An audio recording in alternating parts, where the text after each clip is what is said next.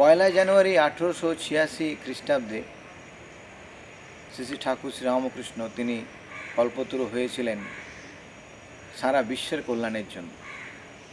যদিও সেদিন কাশীপুর উদ্যানবাটিতে কলকাতায় কিছু গৃহভক্ত গিয়েছিলেন এবং সেদিন ছিল শুক্রবার, বেলা 3টার সময় ঠাকুর কল্পতরু হন।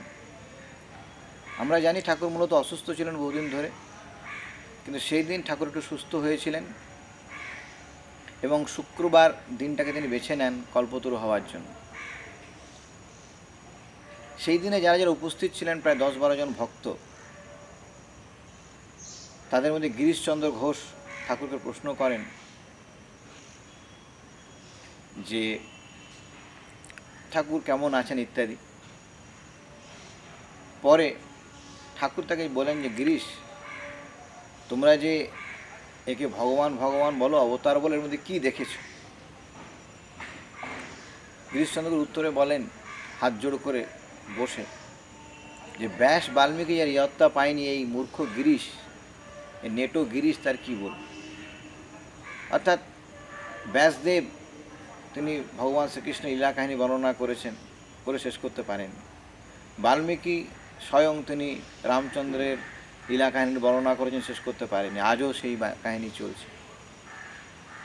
সেটা ভেবেই গিরিশ ঘোষ বলেন যে আমি এই মূর্খ গিরিশ আমি কি বুঝবো। তখন ঠাকুর সমাধিস্থ হয়ে যান এবং সমাধিস্থ হয়ে যেই যেখানে ছিল সবাই তাকে ঠাকুরকে প্রণাম করতে শুরু করে এবং অদ্ভুতভাবে ঠাকুর স্পর্শ করা মাত্রই প্রত্যেকের মধ্যে আধ্যাত্মিক একটা বিকাশ, অর্থাৎ তাদের ভেতরে তারা প্রত্যেকে নিজের ইষ্টকে দর্শন লাভ করেন, তাদের মন স্বাভাবিকভাবে ঈশ্বরের কাছে চলে যায় এবং তারা উন্মাদের মতো হয়ে যান।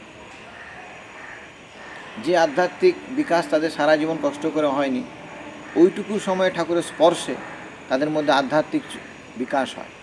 তার প্রত্যেকে অন্তর্মুখী হয়ে যান এবং তাদের যে যে ইষ্ট সেই ইষ্ট দর্শন লাভ করে। তখন ঠাকুর বলেন তোমাদের আর কী বলবো, তোমাদের চৈতন্য হোক। এই বিখ্যাত কথা সেদিন ঠাকুর বলেছিলেন। এবং শুধু আধ্যাত্মিক বিকাশ নয়, সেদিন আর্থিক বিকাশ লাভের জন্য একজন ভক্ত ছিলেন উপেন মুখার্জি বলে। তিনি খুব গরিব ছিলেন। তিনি ঠাকুরকে প্রার্থনা করেন ঠাকুর আমার জন্য একটু আর্থিক বিকাশ হয়। ঠাকুর তাকেও আশীর্বাদ করেন এবং তিনি পরবর্তীকালে বসুমতী পত্রিকার মালিক হন, আমরা জানি। সুতরাং এই কল্পতরু দিবস একটা প্রতীকী সারা বিশ্বের জন্য। এই দিন আমরা ঠাকুরকে যারা যারা ডাকবো আমাদের সমস্ত মনোবাঞ্ছা পূর্ণ হবে। শুধু হিন্দু ধর্মের নয়, সব ধর্মেরই পূর্ণ হবে। কারণ শুক্রবার দিনে ঠাকুর কল্পতরু হয়েছিলেন।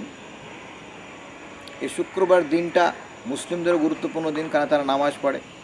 আবার খ্রিস্টানদেরও গুড ফ্রাইডে বলে দিনটা বিখ্যাত।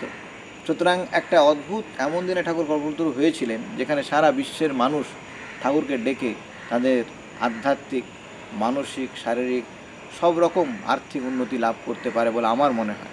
সুতরাং আমি আপনাদের অনুরোধ করব যে আপনারা ঠাকুরকে এই পয়লা জানুয়ারি নববর্ষ ইংরেজি, সেটাকে কল্পতরু দিবস হিসেবে নিন।